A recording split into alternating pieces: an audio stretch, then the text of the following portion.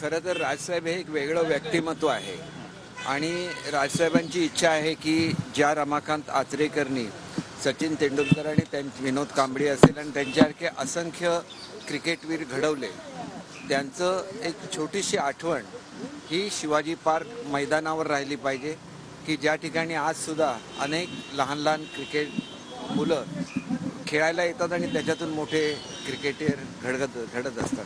आणि त्यांनी अतिशय सुंदर अशी संकल्पना त्या ठिकाणी केलेली आहे आणि ही संकल्पना अस्तित्वात आणण्याच्या दृष्टीने लवकरच पालकमंत्री म्हणून मी मीटिंग घेईन, त्याच्यामध्ये त्याला मान्यता देईन आणि मैदानावर कुठल्याही तऱ्हेचं अतिक्रमण न होता ज्याप्रमाणे सी रामचंद्रांचं या ठिकाणी स्मृती जपलेल्या आहेत किंवा अनेक इतर मान्यवरांच्या जपलेल्या आहेत, स्टॅच्यू वगैरे काही नाही आहे.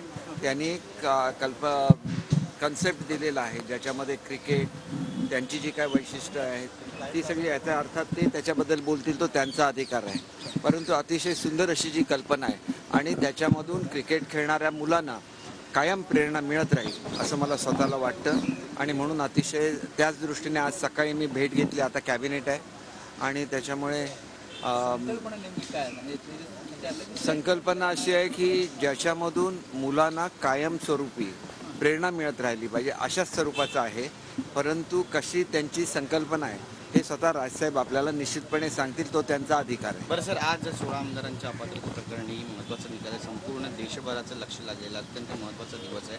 तुमची प्रतिक्रिया काय पाहिजे यासाठी? माझी प्रतिक्रिया मी कालच दिली आहे, सत्यमेव जयते. आमची बाजू सत्याची आहे, आम्ही आमची बाजू व्यवस्थित मांडलेली आहे आणि दुसरं हे एक याच्यावर अकॅडमिक खूप मोठी चर्चा होण्याची गरज आहे.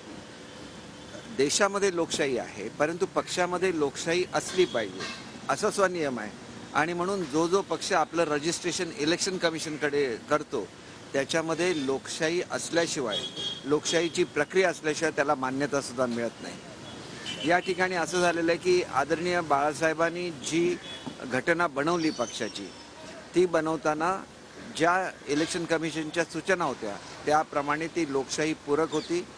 नंतर त्या घटनेमध्ये बदल करण्यात आला आणि तो बदल अशा स्वरूपाचा होता की आपणच अपॉइंट लोक करायची आणि ते अपॉइंट केलेल्या लोकांनी आपल्यालाच निवडून आणायचं असं त्याचं स्वरूप होतं. आणि त्याच्यामुळे इलेक्शन कमिशनची ह्याला मान्यता घेतलेली नव्हती आणि ज्याला मान्यतासाठी ते सादर करण्यात आलं त्याला इलेक्शन कमिशनने ते नाकारलेले आहे. म्हणजे या घटना दुरुस्तीच्या आधारे जे जे निर्णय घेतले त्याला कुठलीही व्हॅलिडिटी नाही असं आमचं म्हणणं आहे, जे आम्ही मांडलेलं आहे. कारभार होता सगळा? नाही बघा, आता मला काय, आता कॅबिनेट आहे, मी आपल्या सगळ्यांना विनंती करतो, मला निघायचं आहे. हो, हे बघा, वेळकाढूपणा ते करतात. असं आहे की मला त्यांच्याबद्दल आदर आहे, परंतु आरक्षणाच्या संदर्भात कोर्टामध्ये कोण गेलं, जागांच्या संदर्भात कोण कोर्टामध्ये गेलं आणि नंतर कॉर्पोरेशनच्या इलेक्शन रेंगाळल्या असं आपणच म्हणायचं. तसं प्रत्येक बाबतीत हे प्रकरण सुरू झाल्यापासून नेहमी जे ऑफिशियल चॅनल आहे त्याच्यामधून न जाता वेगळंच काहीतरी करायचं जे आपल्याला सोयीस्कर असेल. उपाध्यक्षांनी सुनावणी घ्यावी, ती सुद्धा 2 दिवसाची 3 दिवसाची नोटीस देऊन घ्यावी, हे तर कोर्टाने स्क्रॅप करून टाकलेलं आहे, हे सगळं नाकारलेलं आहे. आणि त्याच्यामुळे मला असं वाटतं की तुम्ही रितसर मार्गाने आम्ही जातोय, आम्ही आमची बाजू मांडलेली आहे, आम्हाला